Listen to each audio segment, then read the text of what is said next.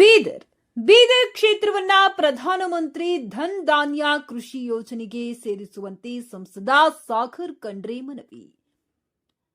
ಬೀದರ್ ಲೋಕಸಭಾ ಕ್ಷೇತ್ರದ ಸಂಸದ ಸಾಗರ್ ಖಂಡ್ರೆಯವರು ಸಂಸತ್ ಕಚೇರಿಯಲ್ಲಿ ಕೇಂದ್ರ ಕೃಷಿ ಸಚಿವರಾದ ಶಿವರಾಜ್ ಸಿಂಗ್ ಚೌಹಾಣ್ ಅವರನ್ನ ಭೇಟಿ ಮಾಡಿ ಬೀದರ್ ಜಿಲ್ಲೆಯನ್ನ ಪ್ರಧಾನಮಂತ್ರಿ ಧನ್ ಧಾನ್ಯ ಕೃಷಿ ಯೋಜನೆಗೆ ಸೇರಿಸುವಂತೆ ಮನವಿ ಪತ್ರ ಹಾಗೂ ವಿವರವಾದ ವರದಿಯನ್ನ ಸಲ್ಲಿಸಿದರು.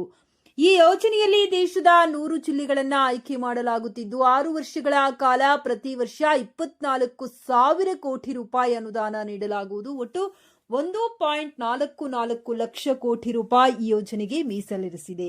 ಈ ಯೋಜನೆಯ ಅನುಷ್ಠಾನದಿಂದ ಬೀದರ್ ಜಿಲ್ಲೆಯ ಕೃಷಿ ಕ್ಷೇತ್ರ ಮತ್ತಷ್ಟು ಬಲ ಪಡೆದು ರೈತರಿಗೆ ಉತ್ತಮ ಅವಕಾಶಗಳು, ಆಧುನಿಕ ಕೃಷಿ ಸೌಲಭ್ಯಗಳು ಹಾಗೂ ಸಮೃದ್ಧ ಜೀವನದ ದಾರಿ ಸುಗಮವಾಗಲಿದೆ ಎಂದು ಸಂಸದರು ವಿಶ್ವಾಸ ವ್ಯಕ್ತಪಡಿಸಿದರು. ವರದಿ ಶ್ರೀಮಂತರಾವ್ ಇಂಚೂರಿ, ನ್ಯೂಸ್ 25 ಬೀದರ್.